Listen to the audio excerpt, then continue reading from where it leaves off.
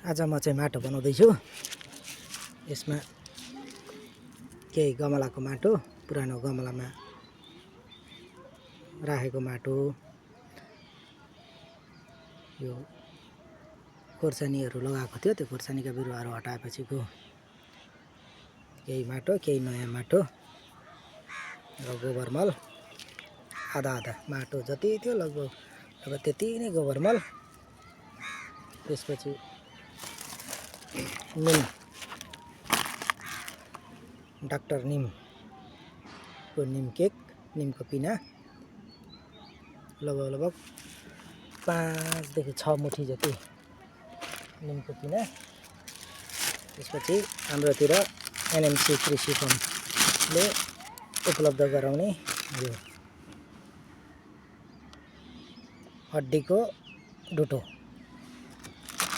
हड्डीको डुटो 1 किलोको डुटो हो। यो 1 किलोबाट लगभग आधा किलोभन्दा थोरै कम मिसाएको छ। त्यसपछि फङ्गिसाइडमा चाहिँ यो साफ कम्पनीको फङ्गिसाइड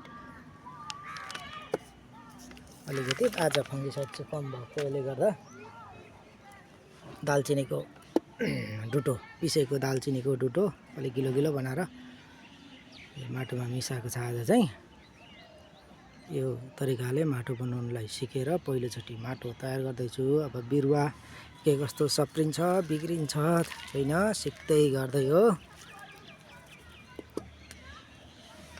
यो तरिकाले आजको माटो तयार हुँदैछ। अब प्लास्टिकको 8 इन्ची प्लास्टिकको थैलाहरू छन्, ती थैलाहरू भर्ने हो। त्यसपछि अबका सिजनमा, अबको गर्मी सिजनमा हुने बिरुवाहरू तयार गर्ने हो। विशेष गरेर तरकारी बाली, तरकारी खेती, कौसी तरकारी के कस्तो हुन्छ म देखाउँदै जानेछु। र केही कमी कमजोरी भयो भने योभन्दा अगाडि यसरी गर्नुहुने अग्रजहरूले रिमाइन्डर राखिदिनु होला, सिकाइदिनु होला, सल्लाह सुझाव दिनु होला। धन्यवाद।